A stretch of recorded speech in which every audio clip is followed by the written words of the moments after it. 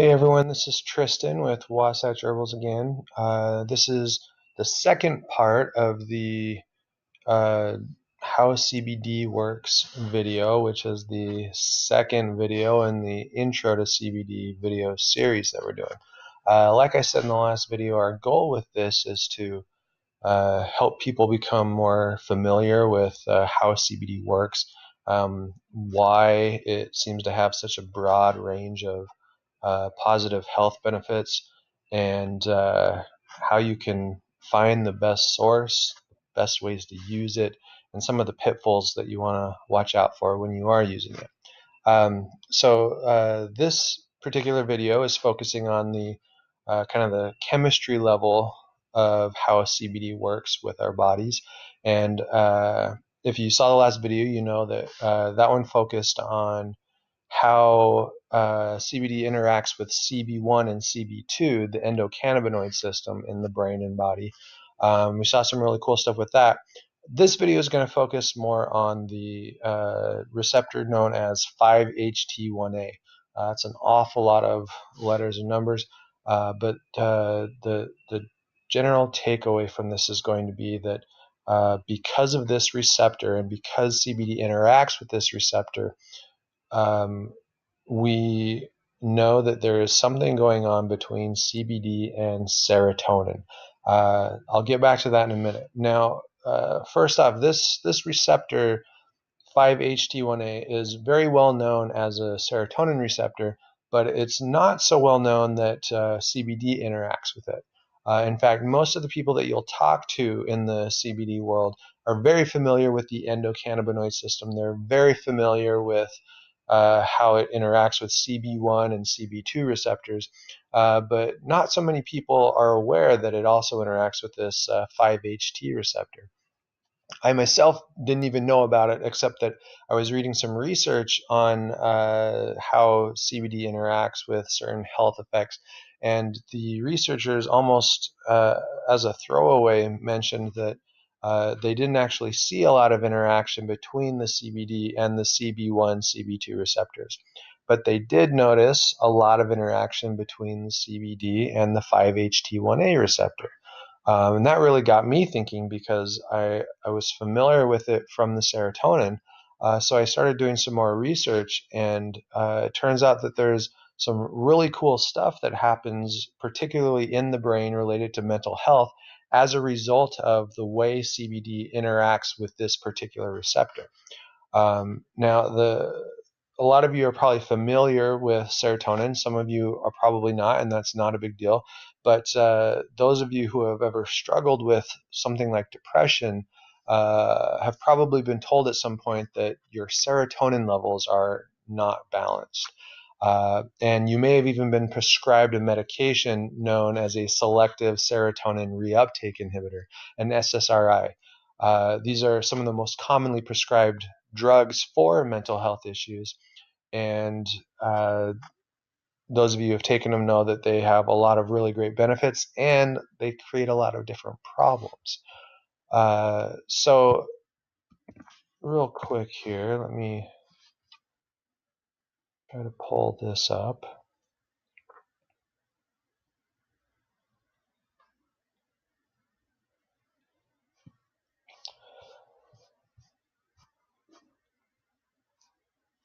There it is. All right. So this 5-HT1A affects serotonin levels, and when serotonin levels are not working correctly, one of the most common effects of that is major depression.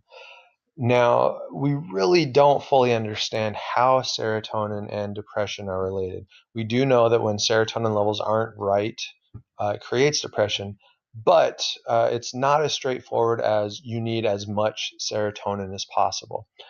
Because there has actually been research that shows that people who have major depression and are taking SSRIs a lot of times have really high serotonin levels in their brains, and they're still experiencing all of the negative symptoms of depression. So it seems to be a very complex relationship, But we are fairly confident that what we're looking for is a good balance of serotonin. Now, if you remember back to the other video, one of the really great benefits of CBD when it comes to CB1 and CB2 receptors is that it helps the neurons in those areas get back to a state of balance, right? Homeostasis.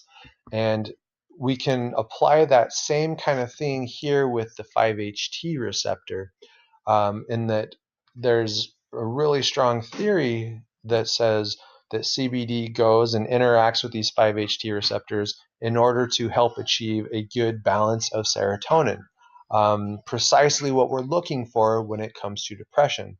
So there's a really strong case to be made here that CBD could be extremely beneficial for symptoms of depression. And there are quite a few people out there telling their own anecdotal stories about how they have been able to help their own depression using CBD. Now, like I always say, I am not trying to give any kind of medical advice. I am not trying to give any kind of prescriptive advice. I'm simply trying to inform people on some of the information that's out there, some of the research, some of the anecdotes that are going on. And it might be worth people looking into this to see if there's something to it, right? There are so many people reporting that they're having symptom relief from this, that it's probably something worth checking out. And one more caveat with that, if you are taking a medication for depression, then you absolutely want to be working with your doctor, with your psychiatrist or practitioner, whoever's prescribing to you, before adding CBD, or especially before decreasing any kind of medication that you're taking. There's a lot of different interactions that go into this. There's a lot of different factors that need to be accounted for, and you want somebody who is very specially trained in medication to keep a watchful eye and make sure that you're not going to run into any problems. I'm going to talk about some of the safety stuff a little bit later. It's important to know that CBD is an extremely safe substance to take. There are very few side effects and none of them very dangerous. However, when you're taking a lot of different medications, there are some interactions that can come into play, and it's important to know about them. It's important to make sure you've got a professional helping you out when you start to mess around with those. So anyway, that is how CBD can potentially be beneficial for depression through this 5-HT pathway. Now, serotonin is related to some mental health issues in addition to depression. It's not just depression. And another really big one is anxiety. In fact, anxiety is the single most commonly diagnosed mental health issue in America, right? There are so many people struggling with anxiety that it actually gives me a little bit of anxiety just to think about it, right? People all over are dealing with intense thoughts of what could go wrong, the unable to stop worrying, the insomnia that comes from all of that worrying. It's an extremely unpleasant thing to be dealing with. And it turns out that it's also related to serotonin. So once again, we have something really exciting here where CBD is known to interact with 5-HT to help regulate those serotonin levels, and that can potentially bring a lot of really great benefit for anxiety. And in addition to that, if you go back to the relationship between CBD and CB1, recall that I said that one of the ways that CBD works is it attaches to those CB1 receptors in the brain, and it tells the neurons that are kind of overactive that they need to simmer down, right? That they need to chill out.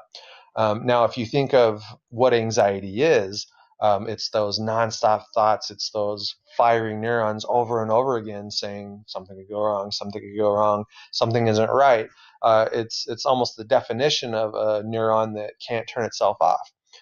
So theoretically, having CBD come in and also interacting with the CB1 receptors at the same time as it's regulating those serotonin levels through the 5-HT receptors, you can see there's kind of this double whammy of positive benefits that can potentially come from CBD.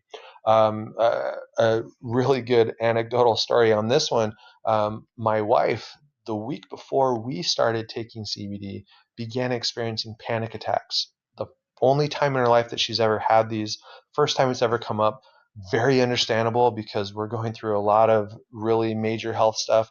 A lot of you know I was diagnosed with cancer last year, and we've been going through all of the treatments and all of the testing, and it is just an absolutely harrowing experience. All right, it would give absolutely anyone anxiety. And at this particular time, we were in a really dark place, a lot of things that we were worried about. And so she started having these panic attacks where she really thought she was going to die. She had that sense of impending doom. Her throat was so blocked from the adrenaline that came with the anxiety. She couldn't swallow. It was awful.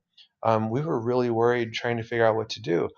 Fortunately, we had already ordered the CBD. It was on its way. I was going to be taking it for cancer-related issues, and so when it arrived, she took it as well, and it was incredible. The very first time she took it, panic attacks subsided quickly and never came back. Now, I am not one to overstate the anecdotes that come with this type of a thing, right? I'm not one to say, look, this situation happened, therefore it's going to be that way for everyone. I know that's not the case, but I have never seen something work so quickly and so effectively as it did in this case for my wife. It was amazing. Um, and that was really what got me excited about CBD in the first place. That was what took it from this looks good on paper to holy cow, there is really something great here. I want to know more about this, and I want other people to know about this. So that's to me just really cool. That's CBD and anxiety slash panic attacks.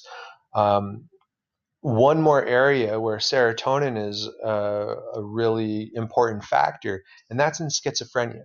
So I want to be really careful here not to even suggest any type of claim about CBD and schizophrenia.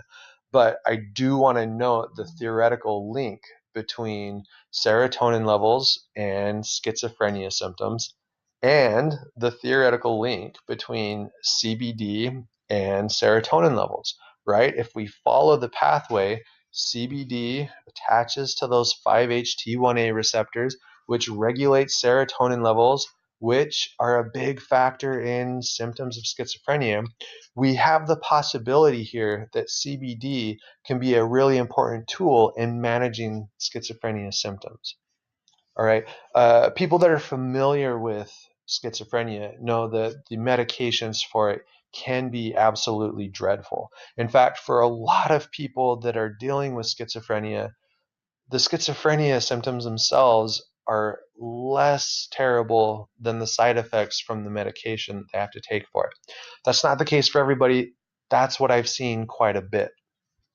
So to know that there's another potential pathway to help manage what's going on there that maybe could be really helpful.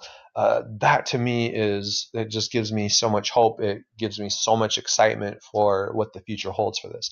So I'm not going to say, if you have schizophrenia, go out and take CBD and stop taking whatever medications you're doing. That would be absolutely irresponsible and terrible. Um, but there are anecdotes out there of people that are using CBD and seeing some really good effects. Now, my understanding is that these people are taking really, really high doses of CBD, which would be expensive, and there's some other issues that come up with that they're not really safety related, but I'll talk about those in a future video.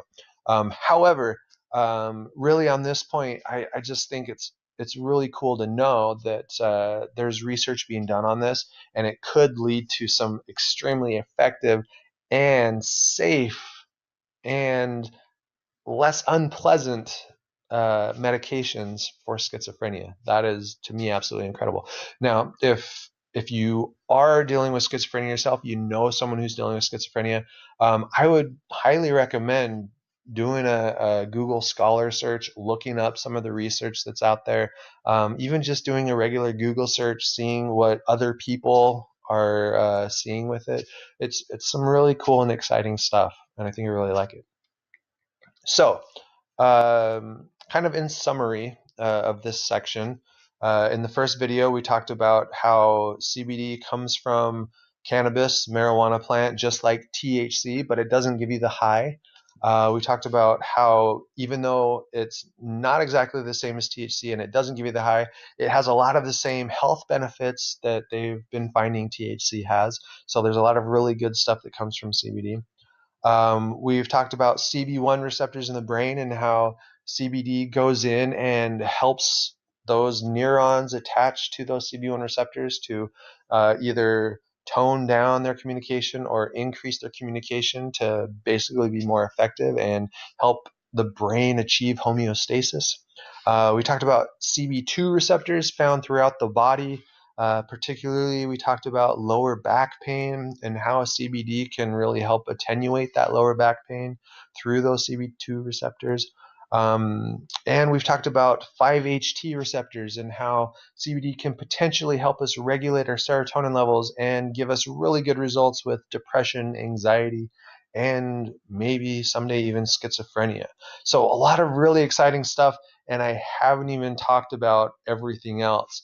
And I need to do another video. I'm going to have to do another video to cover this. There's just so many possible benefits, so many things that people are seeing in their own use of CBD. So we'll get to that one next. Thanks.